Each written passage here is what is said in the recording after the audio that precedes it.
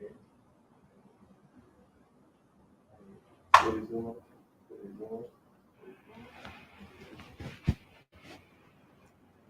afternoon, good afternoon, good afternoon. I'm Natasha Levy, and welcome to today's Lunchtime Live, where we're going to be looking at how big data can help fight financial crime. Today's guest, my lovely guest today, is Devondro Fisher, and he's a data analyst here at Simtai Consulting Limited. Hi, Devondro. Good afternoon and welcome. How are you today? Hi, Natasha. I'm doing very well. How are you? I'm great. I'm great. So, Devondro, it's an interesting topic. Big data fighting financial crime. It's almost as if you're setting up big data as a superhero in this story, right? So, why don't we break it down? So, let's set the scene. So, first of all, can you give me some common types of financial fraud that you are seeing in society today? Sure. So one of the most common types of financial fraud that we're seeing even within our own society is internal fraud.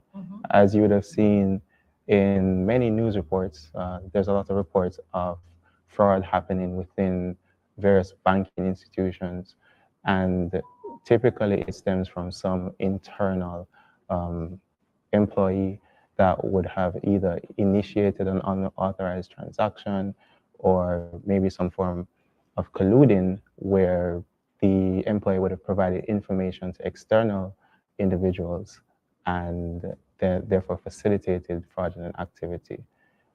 Another common type of financial fraud within these type of institutions would be embezzlement, where an employee tries to take funds from a legitimate account and puts it into an account for their benefit of sorts. So those are some common type of financial fraud within our society.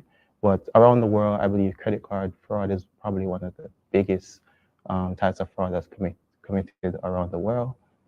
And if you look into pension schemes, typically that's also another big culprit in terms of fraud.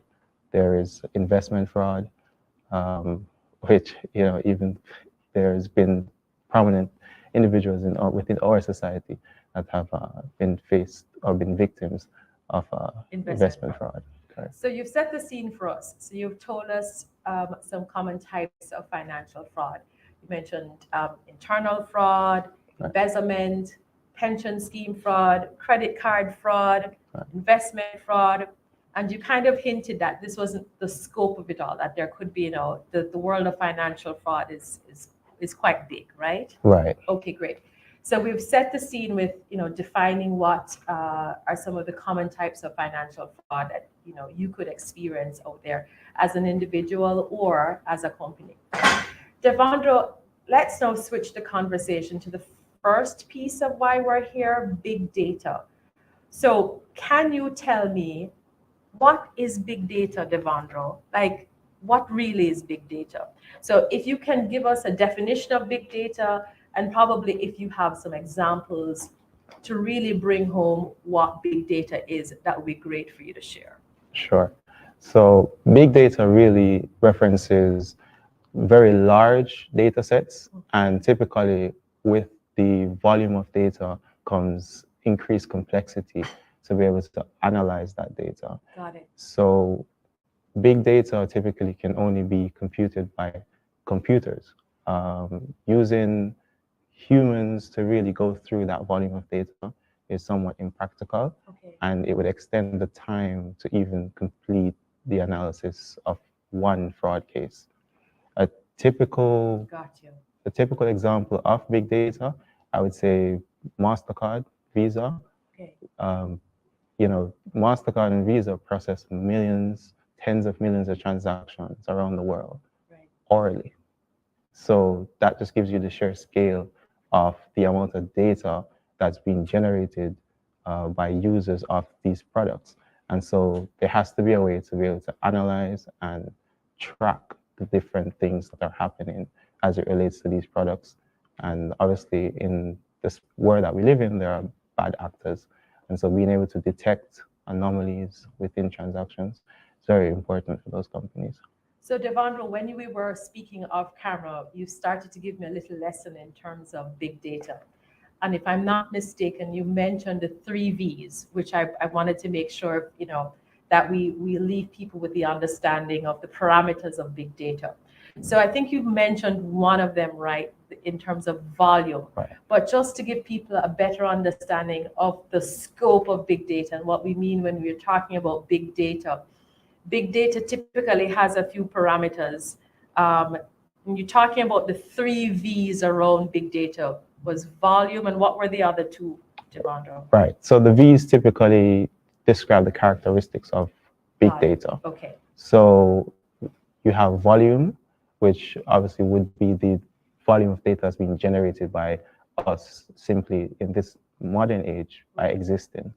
You have the variety of data. Data comes in many forms, and so understanding the form that the data is being received in typically helps the analyst or the engineer to process that data into the correct format so that it can be consumed by the application.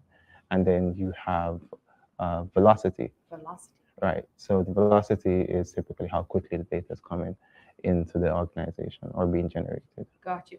So simply put, big data is not just a spreadsheet of maybe like 100 entries in there. Big data, you're talking about in the example that you gave, from a credit card perspective, it could be the millions of transactions that are being processed by MasterCard, for example. Right. That's correct. So the V's again, and you also mentioned, Devondro, that there could be more than 3 V's that define the characteristics. So, the 3 V's that you mentioned are just the core ones, but there could be as many as 4 or, more than that. So big data really is big because it's more than it's more than 3 V's. Okay. Okay, so we've set the stage, right?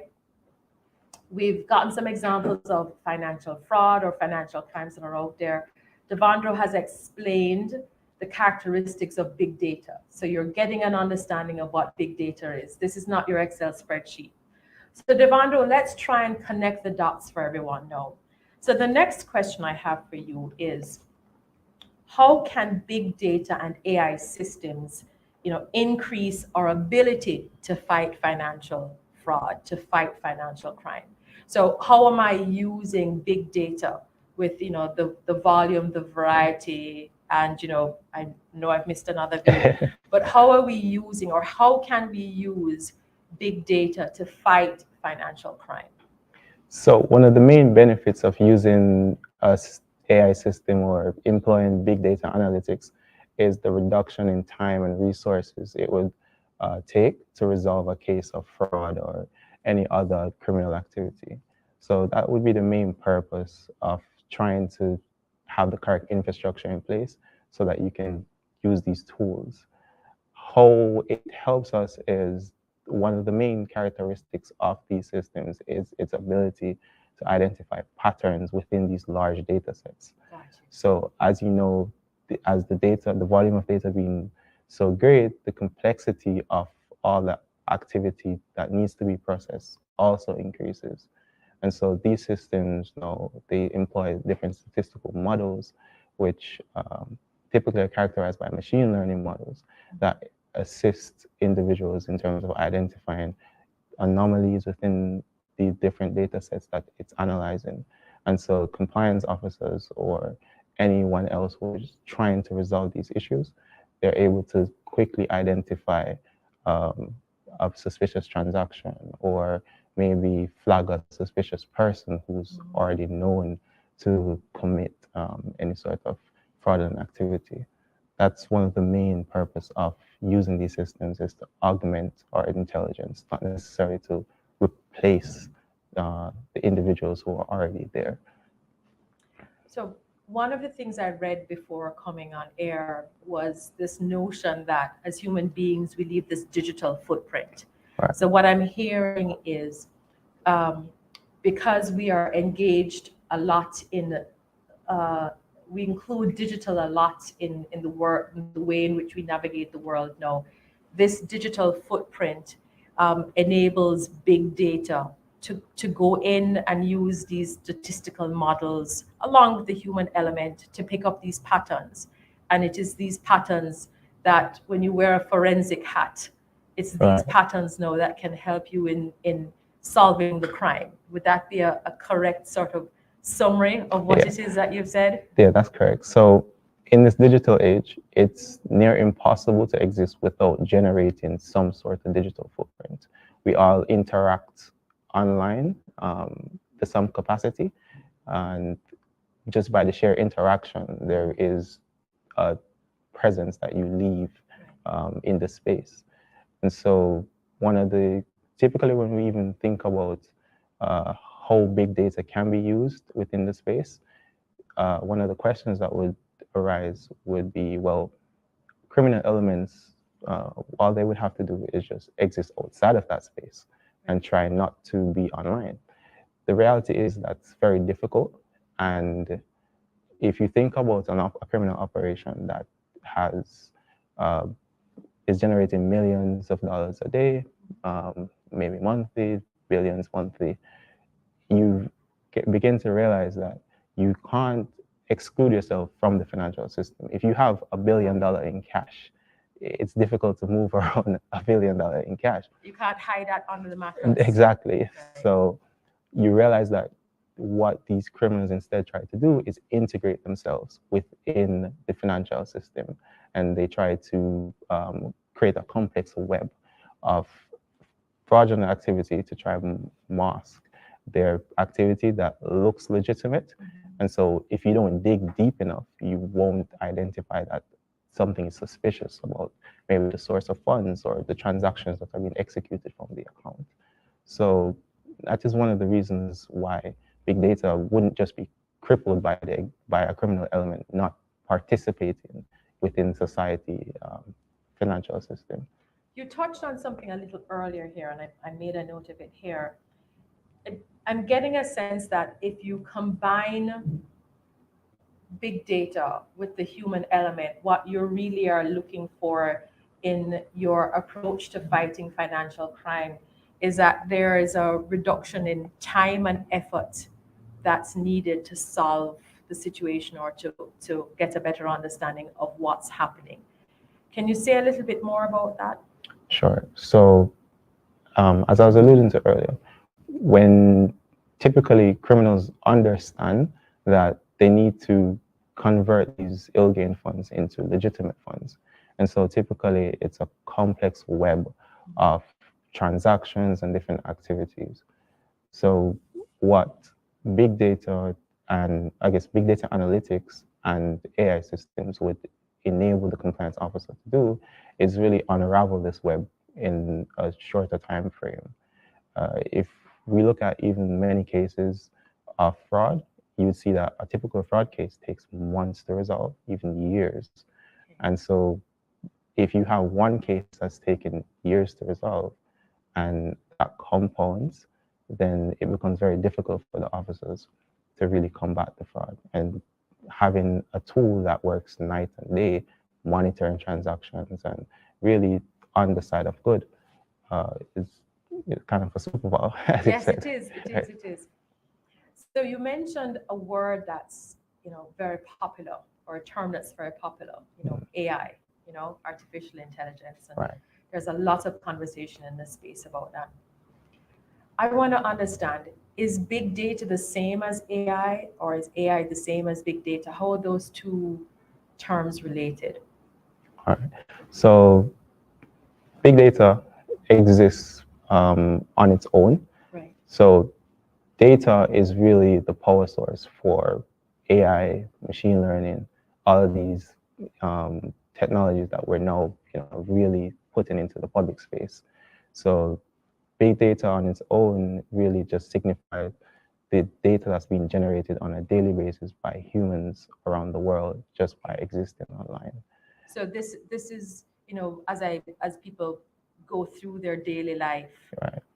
Day by day, week by week, this is the data, this is the outcome or the output of their day-to-day. So that's just data, right? Right, that's so just data. What people spend at the supermarket, the bank transactions they make, how they navigate through their business life, how companies navigate through the business world. Right. So that's data. Right. That's big data. Right. Okay. So when we're talking about artificial intelligence and we're talking about machine learning, machine learning is really a subset of artificial intelligence. You can think of artificial intelligence being the final goal of, I guess, the journey that we're embarking on as human beings to create an artificial life form. Essentially, the idea behind it is artificial intelligence would be able to eclipse our intelligence and assist us to reach, the other stage in human evolution. I But guess. we're not quite there yet. Yeah, not So, quite there. so from a financial fraud perspective, so the big thing here is that data is big data is what's available out there. And Right. then it is the data analytics component of that artificial intelligence and machine learning helps with, right? Right. So it So when helps us we're- process. Right. So when you're talking about fighting financial crime, it's um, the machine learning piece, the ability to go through and find patterns, and that's the important link back. Right. That's it. So say a little bit more now about how you would pair the two to help fight financial crime. Right. So as I was saying, by generating data, financial data, now we can employ these tools to be able to process this data. And how this helps us is it helps us to detect a lot of the patterns, transaction patterns that are occurring within, for example, a bank. And if we have a large bank and that consists of hundreds, maybe thousands of customers, it would be difficult for analysts to really go through all that data, all that transaction information, and identify every instance where something might be wrong. Because there's a real world possibility of generating false positives, right? So human errors within everything. By humans looking at certain information, they might interpret it a particular way and probably label it as a suspicious transaction when in fact it's not a suspicious transaction, but that might be because they're not looking at it holistically. Got you. And that's where big data really helps, because now you can process maybe 20 years worth of transaction in a few minutes, and you can identify a person's transaction history from 20 years prior and be able to detect whether or not something looks a little suspicious, or there's an anomaly. Did someone get your credit card, and are they using it buying a bunch of expensive stuff? When generally you as a person probably would have a monthly budget of, say, 3,000 US per month in terms of your spending, and then suddenly you have 100,000 US transaction on your account. So this is where big data really helps us. And in terms of even preventing it, it could be a case where the transaction is prevented from being executed, and so it never really hits your account, and you don't have to go through a pain. Interesting. So that text message or that phone call that you might get from your bank saying, we've detected some suspicious activity. Behind that would be some big data analytics, you're saying? Yeah, essentially. That's interesting. Okay. So even without knowing it, big data is helping to fight financial crime in my life. And Yes, it's something that's being used today in many institutions. And when you talk about fighting financial crime, at the start of the program, you listed off some common types of financial fraud. So this application of using big data would work in those examples that you gave. So it would work in helping to combat or fight or help to detect internal fraud.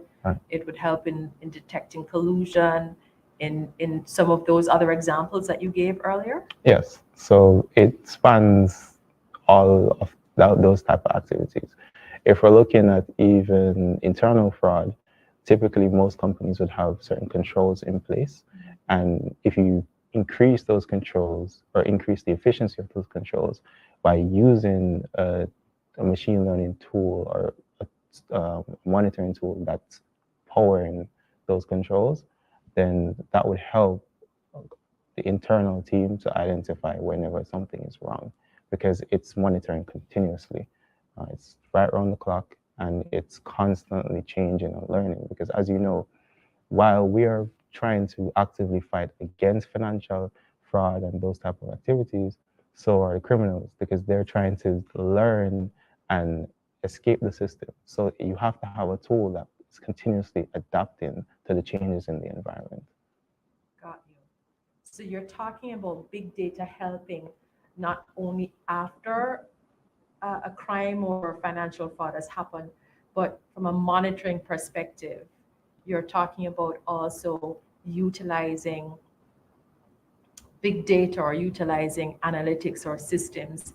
So based on data patterns to preemptively detect or to screen before something happens or to prevent something from happening as well. Right. So in certain cases, prevention is possible, because if it's simply just about blocking a transaction before it executes on your account, then as you said before, you get a call from the bank just to confirm whether or not the transaction is legitimate, and then they would allow the transaction to be processed. So you never have to go through that psychological pain as a customer to know that no, you're down, a couple $100,000, because now you have a system in place that would prevent something like that from happening to you. Got you. So Devondro, you've outlined the ways in which big data and data analytics can be used in some instances from a prevention perspective, but then also from a detection, to help to solve or resolve financial fraud situations. And you've mentioned some examples of financial fraud that we're likely to see.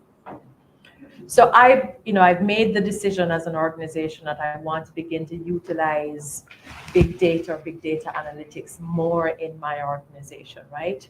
What are some of the challenges that you've come across based on your experience that companies or entities might face in actually implementing these types of systems? So everyone's excited about big data Yes. and big data analytics, but there are certain considerations that you have to make. One of the most important considerations that you have to make is having the correct infrastructure in place so that you can support these advanced tools. Infrastructure. Right. Okay. All right. So infrastructure means that you have either you're going to use a locally hosted server, or you're going to use a cloud service to help you maintain and manage all that data that you're collecting to be able to help you in your daily activities. Ensuring that you have the proper pipelines that are feeding the data into these warehouses where you can store the data and process the data accurately. Because one of the biggest challenges within the space is also the accuracy of data.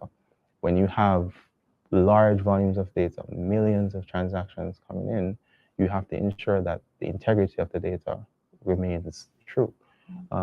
You don't want to be training your model on data that's inaccurate, because then you get inaccurate results.